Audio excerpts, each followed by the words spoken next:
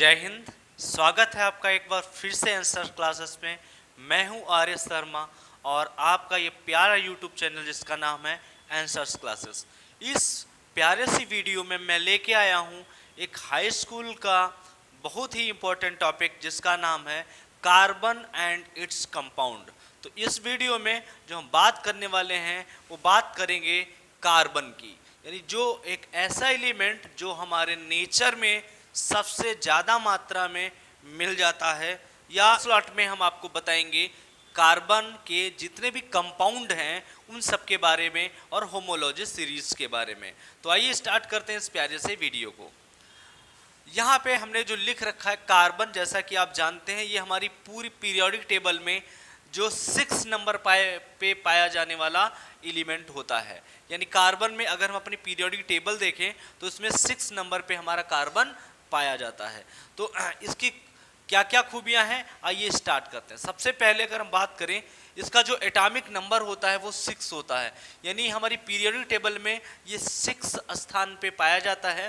तो इसमें 6 इसका एटॉमिक नंबर 6 यानी 6 होता है। और इसमें नंबर ऑफ प्रोटॉन या नंबर ऑफ इलेक्ट्रॉन भी 6 ही होते हैं, 6 होते हैं। नंबर ऑफ न्यूट्रॉन की बात करें तो वो भी 6 ही होते हैं अगर हम कार्बन की बात करें, क्योंकि इसका एटॉमिक नंबर जो होता है वो कितना होता है 12। तो 12 से 6 माइनस कर देंगे तो 6 ही बचेगा जो उसमें नंबर ऑफ न्यूट्रॉन्स होंगे। ठीक है, तो इसका एटॉमिक नंबर 6 होता है और इसका मास नंबर कितना होता है 12 होता। मास नंबर मतलब, ठीक है। उसके बाद अगर हम इलेक्ट्रॉनिक कॉन्फ़िगरेशन की बात करें कि इसमें इलेक्ट्रॉनिक विन्यास क्या होता है, तो 2,6 मतलब पहली कक्षा में 2 इलेक्ट्रॉन और दूसरी कक्षा में 4 इलेक्ट्रॉन होते हैं। अगर उसको भरें तो हम कुछ इस तरीके से भरेंगे, पहली कक्षा में 2 इलेक्ट्रॉन दिखाएंगे और उसके बाद वाली कक्षा में 4 इलेक्ट्रॉन भर लेते हैं। ठीक है, तो इसका इलेक्ट्रॉनिक कॉन्फ़िगरेशन ये होता है। वैलेंसी अगर बात करें तो इसकी वैलेंसी बेटा 4 होती है। वैलेंसी का मतलब इसकी जो संयोजकता है वो कितनी है 4 है। मतलब ये 4 अलग अलग एलिमेंट्स या 4 से बॉन्ड बना सकता है। ये 4 कोवैलेंट बॉन्ड फॉर्म करता है। ठीक है, 4 बॉन्ड बनाता है। इनके आइसोटोप्स की बात करें, कार्बन के आइसोटोप्स, तो कार्बन के बेटा 3 आइसोटोप्स हैं, 6C12, 6C13 and 6C14। Isotopes का मतलब क्या होता है, मतलब कार्बन के आइसोटोप्स का मतलब होता है same atomic number and different in mass number. तो इनके 6 पाए जाते हैं आइसोटोप्स, आपको याद कर लेना है। उसके बाद हम अगर एलोट्रोप्स की बात करें, एलोट्रोप्स क्या होते हैं, एलोट्रोप्स को हिंदी में अपर रूप कहते हैं। और एलोट्रोप्स कौन होते हैं, diamond, graphite, coke, charcoal, lamp black, काजल, ये सब क्या है कार्बन के एलोट्रोप्स हैं, यानी कह लो हम शकल हैं। जिसमें से जो मोस्ट फेमस जो है वो क्या है डायमंड। डायमंड जो होता है ये कार्बन का ही एलोट्रोप्स है, जो कि लगभग नोन हार्डेस्ट मटेरियल है इस दुनिया का। सबसे ज़्यादा हार्ड मतलब सबसे ज़्यादा हार्ड मटेरियल क्या है डायमंड है। ग्रेफाइट भी कार्बन है। ग्रेफाइट में खूबी क्या होती है, जो पेंसिल के अंदर एक रॉड ब्लैक कलर की होती है वो ग्रेफाइट की होती है। और ग्रेफाइट बिजली का कुछ सुचालक है, मतलब it is the good conductor of electricity. Clear. तो ग्रेफाइट, कोक तो आप जानते ही होंगे। चारकोल आपने देखा होगा। लैंप ब्लैक, जी हाँ, अगर हम लैंप को जला के किसी रख दे अलमारी में तो उसके ऊपर जो ब्लैकनेस आ जाती है उसी को हम लोग लैंप ब्लैक बोलते हैं। तब ये सब क्या है कार्बन है। ये यूं कह लें दुनिया में लगभग 90% कंपाउंड किसके मिलते हैं, हमारे कार्बन के मिलते हैं। तो अगर कार्बन की अवेलेबिलिटी की बात करें कि कहाँ कहाँ पाया जाता है, तो बेटा कार्बन जो दुनिया के लगभग तमाम चीज़ों में पाया जाता है, मोस्ट ऑफ द थिंग्स में कार्बन पाया जाता है। तो ये हो गया हमारा एलोट्रोप्स की बात। उसके बाद बेटा अगर स्ट्रक्चर की बात करें तो कार्बन का जो स्ट्रक्चर होता है वो टेट्राहेड्रल होता है। टेट्रा चतुष्फलकीय हिंदी में कहते हैं।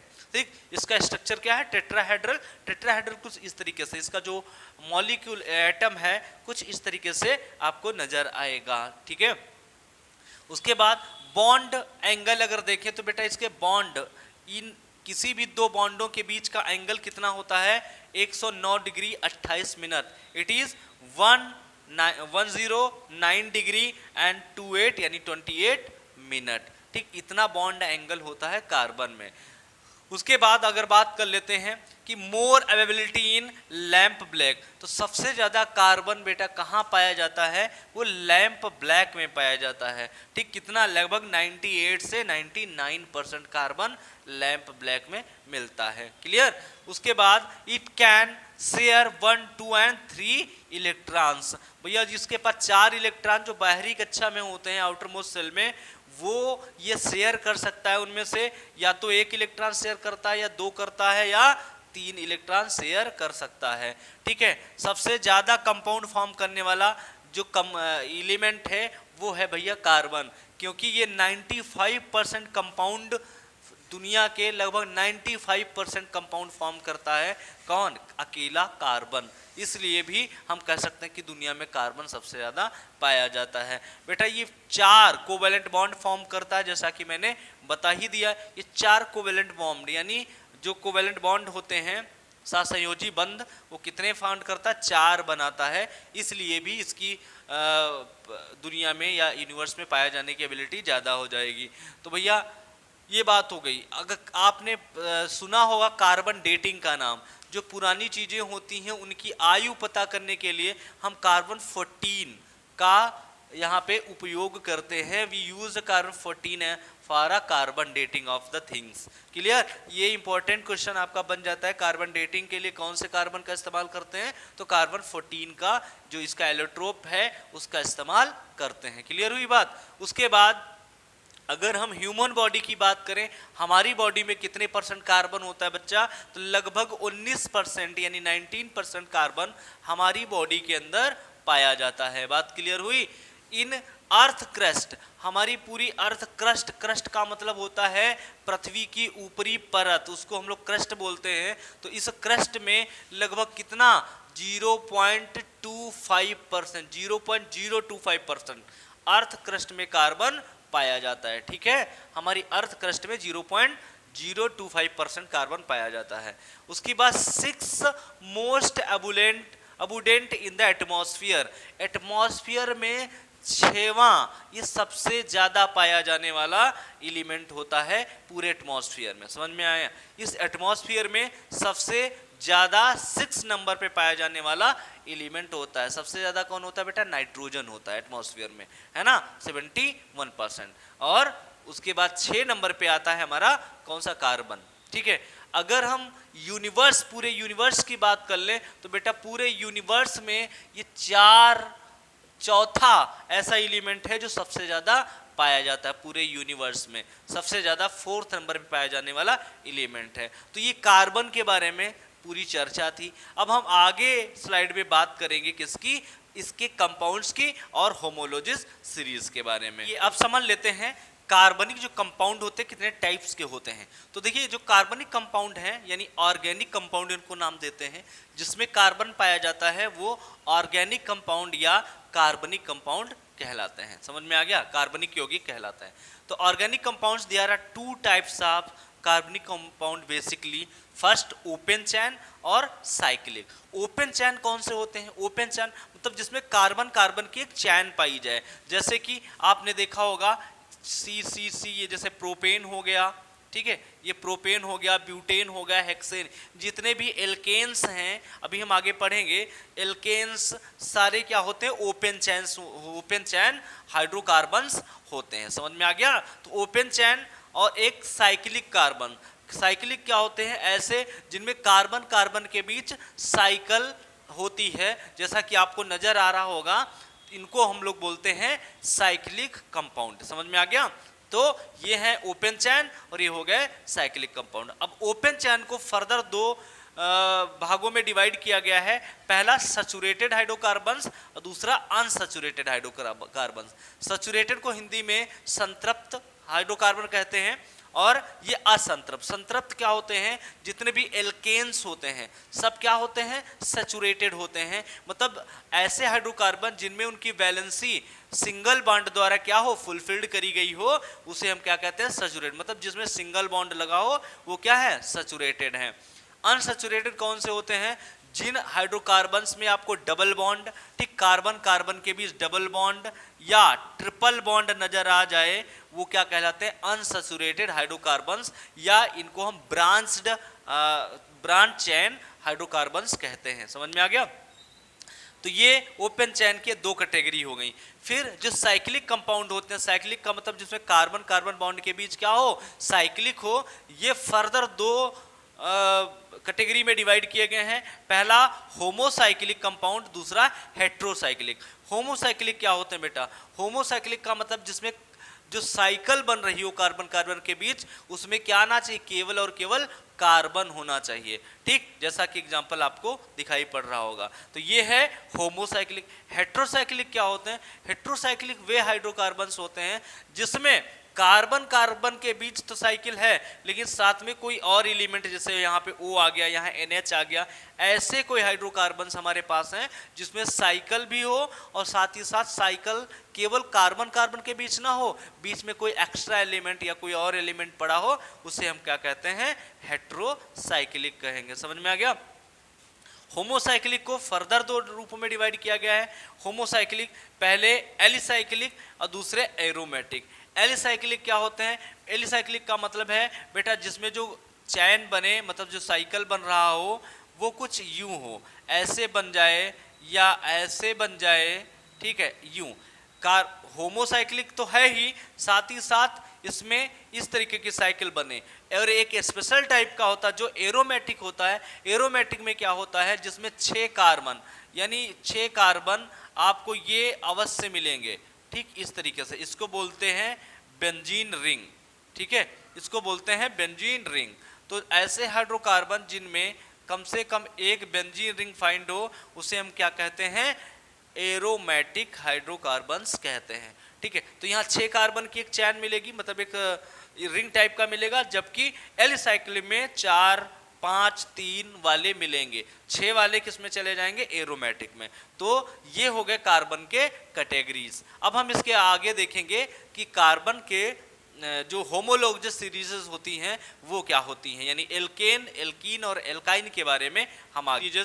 तो होमोलॉगस सीरीजेस ऐसी सीरीजेस होती हैं जिनमें किन्हीं दो मेंबर के बीच कितने का डिफरेंस होता है, CH2 का डिफरेंस होता है। साथ ही साथ CH2 के डिफरेंस के कारण इनकी फिजिकल और केमिकल प्रॉपर्टीज क्या होती हैं, चेंज हो जाती हैं, क्या कहलाते हैं, होमोलॉगस सीरीजेस कहलाती हैं। तो यहाँ पर मैंने कुछ सीरीजेस बना के रखी, जैसे एल्केन सीरीज हमने बनाई है, एल्कीन बनाई है और एल्काइन बनाई है, और एक हमने एल्कोहल की बना दी है, जबकि एल्कोहल, फिनॉल, कीटोन, एल्कोहल, हाँ, बहुत सारी सीरीजेस आगे और आपको मिल जाएंगी। तो सबसे पहले स्टार्ट करते हैं, एल्केन्स क्या होते हैं भैया। एल्केन्स का फॉर्मूला CnH2n+2 होता है, मतलब इसमें जो कार्बन और हाइड्रोजन का रेशियो होता है वो क्या होता है, इस रेशियो में होता है CnH2n+2। मतलब यहाँ पे अगर 1 डाल देंगे तो यहाँ पर 1 डालने पर ये 4 हो जाएगा, CH4 मिलेगा। तो पहला मेंबर CH4 मिलता है इसमें। दूसरा मेंबर यहाँ पे 2 डालने पर C2H6 मिल जाएगा। तो एल्केन्स क्या होते हैं, इनका फॉर्मूला CnH2n होता है, एल्कीन CnH2n, मतलब इनसे ये 2 कम कर दो, हाइड्रोजन यहाँ पे 2 कम होते हैं, एल्कीन, इनके नाम के आगे एन लगा के पढ़ेंगे और इनके नाम के आगे बेटा ईन, ईन लगा के पढ़ेंगे। साथ ही साथ उसके बाद आते हैं एल्काइंस। एल्काइंस क्या होते हैं, एल्काइन में इनसे भी 2 कार्बन, अगर 2 हाइड्रोजन कम कर लें तो हमें क्या मिल जाता है, एल्काइन मिल जाता है। इसके लिए इसका जो फॉर्मूला होता है CnH2n-2 होता है। क्लियर हो गया। और एल्कोहल का फॉर्मूला CnH2n-1 OH, और अगर यहाँ पे एल्डिहाइड का हो तो CnH2n-1 और CHO लगा देंगे, ठीक, जो फंक्शनल ग्रुप होगा वो ऐड करते चलेंगे, हमें वो होमोलॉजी से एक सीरीज मिल जाएगी। समझ में आ गया।